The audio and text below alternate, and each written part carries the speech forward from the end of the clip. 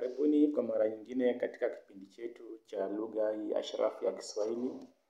Leo hii ningependa tuzungumzie kuhusu mtaala wa umilisi au ukipenda kwa lugha ya Kimombo CBC. Sehemu kuu ambazo leo hii tutaziangazia ni kuhusu vipengele au baadhi ya maneno ambayo yanatumika katika mtaala huu wa umilisi.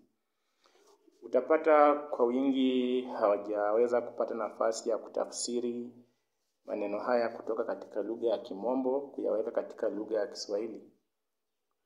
Naam, nitaweza kuelekeza kwa baadhi ya yale maneno ambayo unaweza kuyatumia unapokuwa na ugumu unapotaka kuyatumia katika lugha ashrafu ya Kiswahili.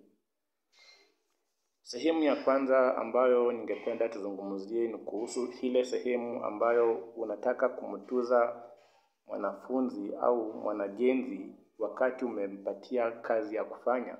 Umeshasahisha kazi ya mwanafunzi na sasa ni wakati wa kumtuza. Kumbuka unapomtuza alama, hautamtuza hizi alama jinsi tulivyokuwa tunawatuza wale wanafunzi wa mtaala wa 844. Namna ya kuwatuza katika mtaala wa umilisi ni tofauti. Tuko na sehemu 4 ambazo zimewekwa pale ambazo tunatumia katika utuzaji wa alama katika mtaala wa umilisi. Kwa mfano sehemu ya kwanza ni ile sehemu ya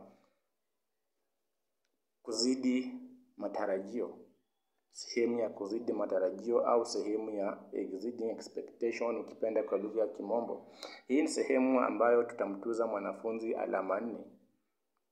Unapoiweka katika lugha ya Kiswahili tunasema kuzidi matarajio. Sehemu ya pili ni ile sehemu ya kufikia matarajio. Kufikia matarajio huwa tunatumia katika lugha ya Kimombo wanasema meeting expectation. Katika lugha yetu ya Kiswahili tunatumia kufikia matarajio.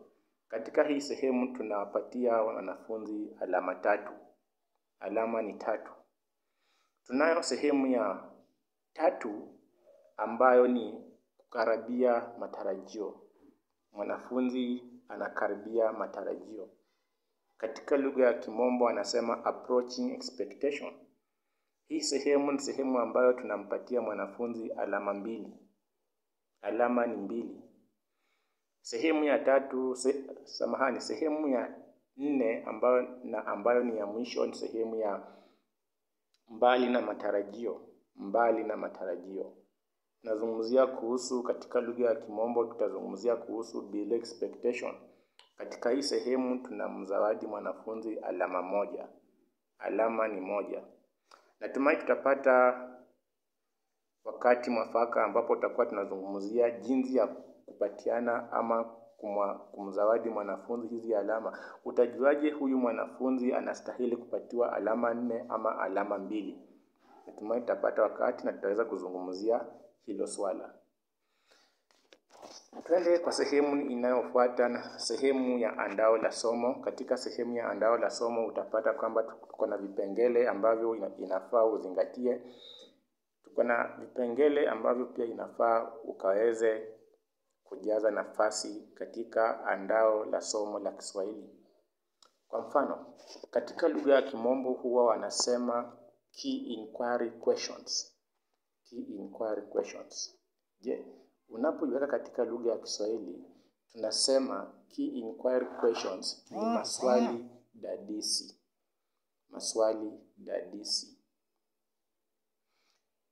Tuko na sehemu ya specific learning outcomes. Specific learning outcomes. Tunapozungumzia kuhusu specific learning outcomes katika lugha ya Kiswahili tunazungumzia kuhusu matokeo tarajiwa maalum. Matokeo tarajiwa maalum. Kisha tunayo ile sehemu ya key inquiry question. Key inquiry questions. Key inquiry questions narudia ni maswali dadisi. Tunayo sehemu ya hitimisho. Hitimisho au ukipenda conclusion. Kisha tunayo ile sehemu ya pertinent and contemporary issues. Haya ni maswala mtabuko, yale mambo ambayo yanatokea katika jamii ambayo huwa yanakuja kwa kutotarajia. Kwa mfano leo tukio limetokea, hilo tukio unaweza ukalitumia katika ufunzaji wa somo lako. Kisha tunayo sehemu ya reflection baada ya kufunza ni nini kile ambacho umeafiki. Reflection katika lugha ya Kiswahili ya sharafu tunasema tadbini.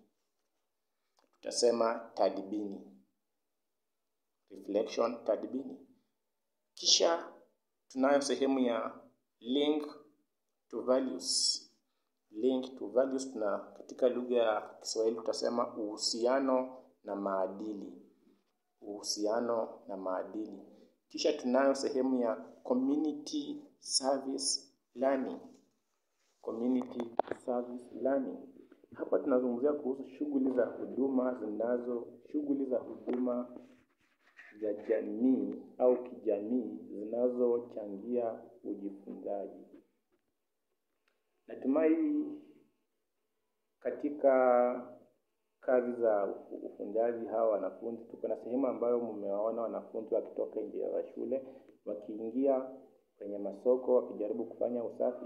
Hiyo sehemu inapatikana katika shughuli za huduma za kijamii zinazochangia katika ujifunzaji. Kisha sehemu ya mwisho tutazungumzia kuhusu core competence. Katika lugha ya Kiswahili core competence tunazungumzia kuhusu umilisi wa kimsingi ambao unajaribu kukuzwa. Na vile nilivyosema tutapata wakati ambapo tutazungumzia kuhusu vipengele vinavyojikita katika umilisi wa kimsingi. Maana ni lazima mtoto ajifunze baadhi ya mambo. Nawashukuru, wacha tukutane katika kipindi kijacho ili tukaweze kujifunza zaidi kuhusu umilisi wa mtaala huu wa umilisi au kipenda CBC. Asanteni.